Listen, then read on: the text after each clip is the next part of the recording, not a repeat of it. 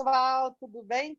Para quem Tudo aí não bem. conhece, que diz que tem alguns aluninhos novos hoje na turma que estão fazendo uma aula experimental para ver como é que está funcionando essa plataforma online. Eu sou a professora Ciela Gimenez, sou farmacêutica, pós-graduada em morfologia e fisiologia, mestre em anatomia, doutora em neurobiologia, concursada em necropsia com primeiro lugar. Não trabalho na necropsia atualmente, mas já trabalhei. E hoje nós vamos ter uma aula bem interessante sobre papiloscopia, então sintam-se bem-vindos. Eu sei que é só para vocês conhecerem a plataforma, mas vocês vão ver que é bem legal. A gente vai mostrando slides e falando sobre o tema. E para os meus aluninhos de sempre aí, bora, vamos estudar. Vocês já estão acostumados ao tranco, certo? Nossa aula de hoje é sobre papiloscopia.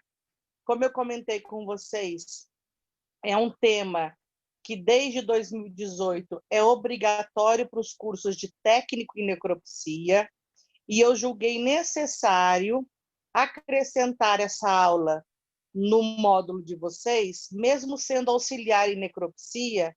Por quê? Porque trata-se de um tema relacionado à identificação do ser humano, então que pode ser que vocês venham a necessitar dessas informações, um tema que cai em concurso, mesmo de auxiliares, ainda que sejam noções superficiais, e um tema bastante interessante. É muito legal a gente estudar impressões digitais, saber como é que é feito, por que é feito, quem que descobriu. Então, nós vamos ver todas essas informações hoje, como é que foi padronizada a técnica, tá bom? E no final da aula de hoje, eu tenho uma surpresa de um vídeo sensacional de uma autópsia. Legal? Vocês vão adorar, tenho certeza. Bora lá? Da todo mundo animadão? Que das outras vezes, vocês vão me perguntando, tá? Pelo bate-papo, qualquer dúvida que vocês tiverem. Se eu não ver no momento é porque eu estou muito concentrada aqui nas informações para não esquecer de nada, mas assim que eu vejo, eu respondo as perguntinhas de vocês. Bem, o tema de hoje é papiloscopia. A papiloscopia é uma ciência secular. O que eu quero dizer com isso? Os primeiros relatos de papiloscopia, as primeiras observações, na verdade, de papiloscopia, são do final do século XVIII. Um estudioso chamado Galton percebeu que os seres humanos tinham impressões quer dizer formas diferentes na ponta dos dedos. O Galton, quando fez essa primeira observação, além de observar que existiam impressões nas pontas dos dedos, ele também observou que essas impressões eram diferentes de ser humano para ser humano. Né? Então, essas impressões não eram as mesmas em todas as pessoas, e descreveu um método para observar isso.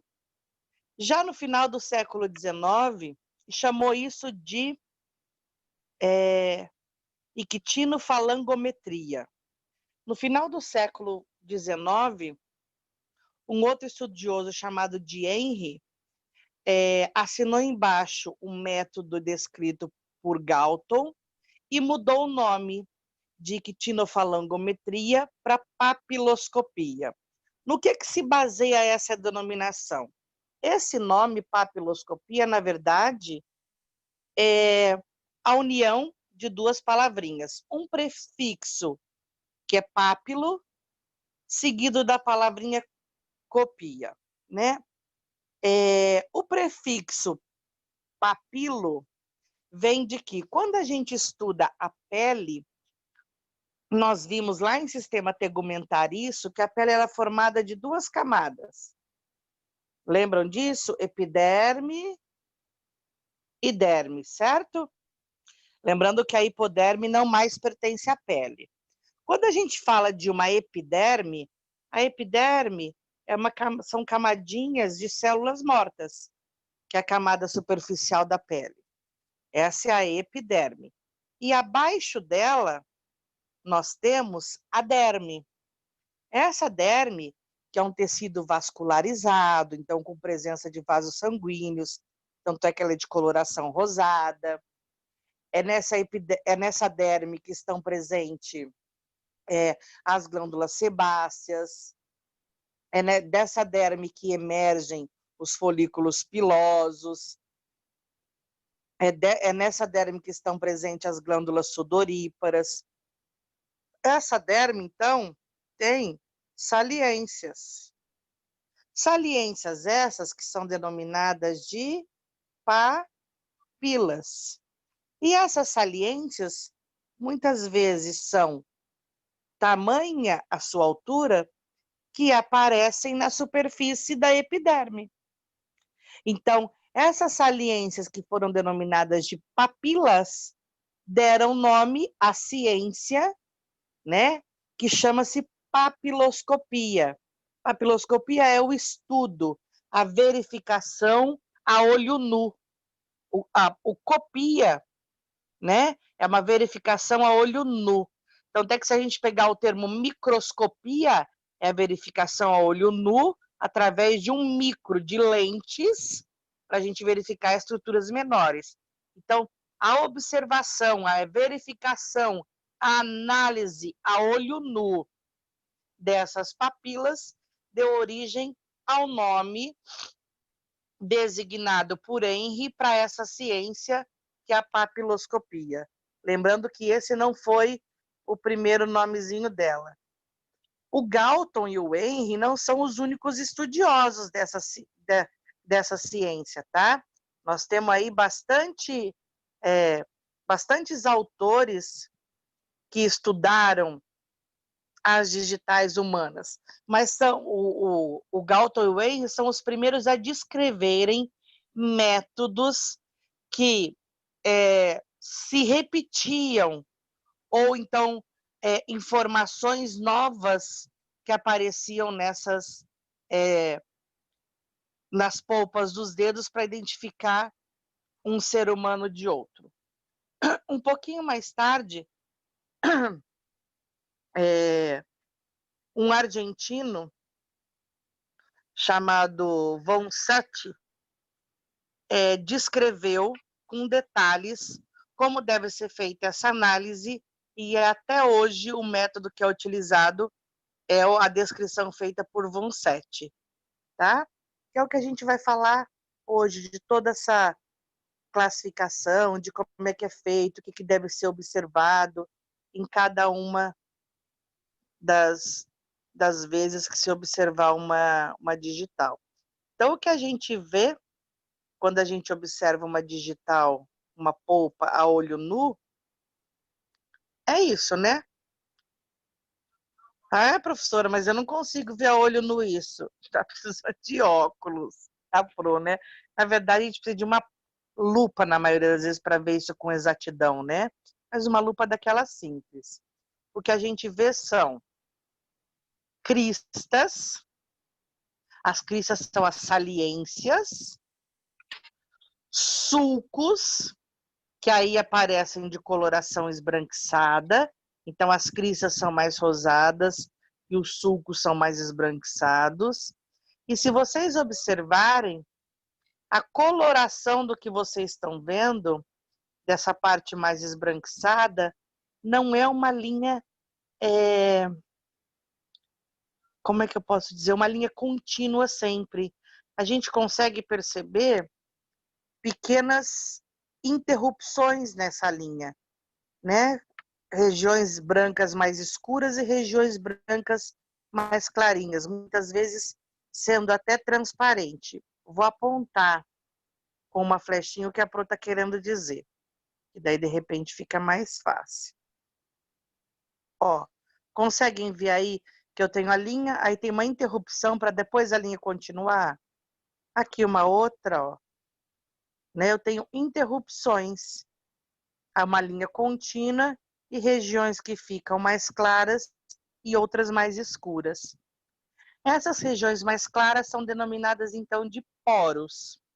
Então, a gente tem as cristas, que são as saliências, os sulcos, que existem entre uma crista e outra, e daí, nesses sulcos, a gente tem a presença de poros. Nós vamos ver isso microscopicamente para ficar mais fácil de identificar, ok? Quando a gente fala de papiloscopia, é importante, além dessa parte histórica, a gente entender que a papiloscopia ela é uma forma de identidade e de identificação. O que significa isso? Qual a diferença entre identidade e identificação? Até hoje eu achei que era a mesma coisa. Bom, quando a gente fala do processo de identificação, sem ter como comparação uma base científica, ou seja, sem, por exemplo, utilizar uma papiloscopia, a gente está falando basicamente só de reconhecimento da pessoa. Esse reconhecimento pode estar relacionado a características físicas desse indivíduo, né? Já quando a gente fala de identificação baseada em termos científicos, nós estamos falando de um conjunto de técnicas, métodos descritos, provados internacionalmente que são corretos e que levam ao resultado certeiro, de sistemas pelo qual se obtém a identidade de alguém. Esses métodos são, por exemplo, o que a gente utiliza, que é padronizado por Wunset, por aquele argentino que eu falei lá no comecinho, que padronizou quais são os elementos que devem ser observados numa polpa digital para se identificar uma pessoa. É fundamental que esses procedimentos sejam relacionados à risca para o seu protocolo. No seu protocolo. Tanto é que nós vamos falar mais para frente que, imagina quando você tem uma digital que você não sabe de quem é. Como é que você chega à conclusão de que ela é de determinado indivíduo, né? Então, você está lá numa cena de crime, ou você tem uma digital que chegou até você, um desenho para você identificar quem é. Como é que você chega à conclusão de que é aquela pessoa? Porque não concordam comigo que não há de sobrar dúvidas, que tem que ser uma identificação certeira. Então, vão haver uma série de critérios que a gente vai ver na técnica estabelecida por Wunset, que devem ser seguidos para se chegar a essa resposta, a essa certidão de que essa identificação é correta. A identidade nada mais é do que um conjunto de caracteres próprios e exclusivos de uma pessoa. Olha só, próprios e exclusivos. Portanto, quando a gente fala, por exemplo, de cor de cabelo, isso não é identidade, né? De se um cabelo é liso ou ondulado, isso não é identidade. De ser alto ou baixo, de ser homem ou mulher. E por quê? Porque essas características não são exclusivas de ninguém.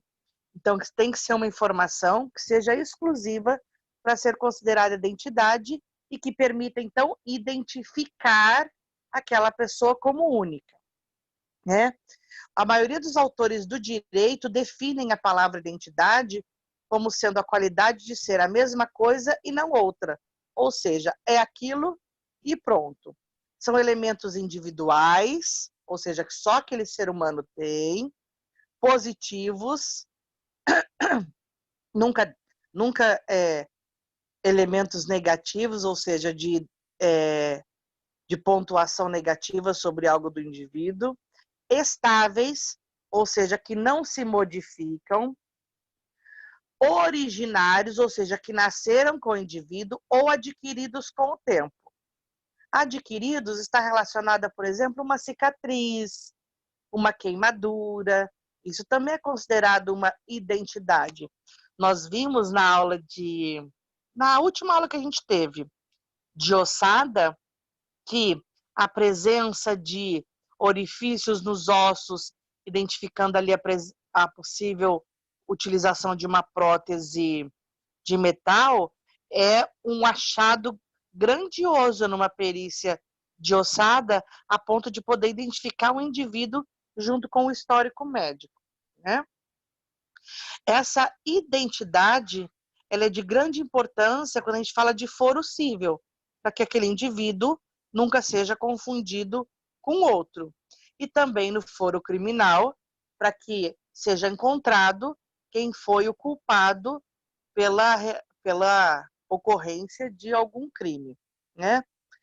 E daí é com base nisso, com base no que eu acabei de falar, que é importante tanto no foro cível como no foro criminal, que eu não consigo entender, eu, professora Ciela, tá?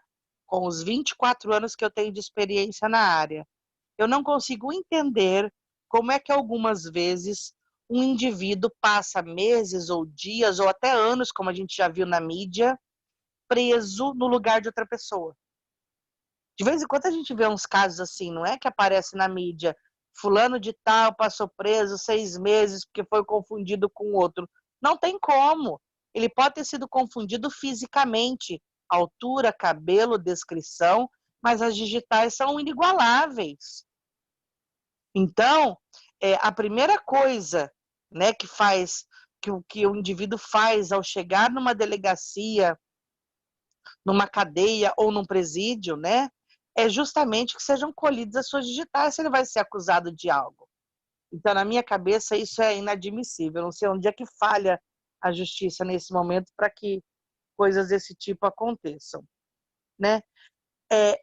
A importância das digitais é tamanha, né, para foro civil e para foro criminal, para identificarem o indivíduo, que infelizmente se falsificam documentos para que uma pessoa passe por outra, né, para que uma pessoa seja acusada no lugar de outra. A gente acha que não, mas isso acontece no mundo jurídico, infelizmente, tá?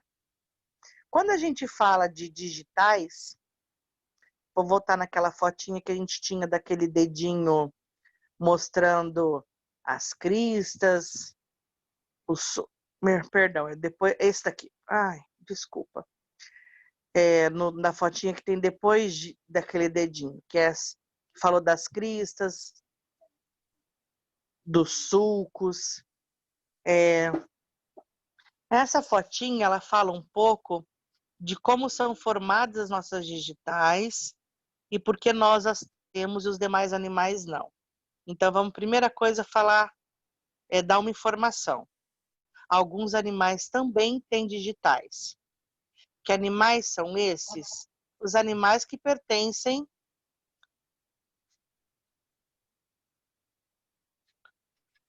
ao mesmo grupo que nós, que são os primatas. E por que que esses animais, junto conosco, têm digitais e os demais não? Por uma simples característica evolutiva. Nós, assim como os macacos, os chimpanzés, levamos o alimento até a boca.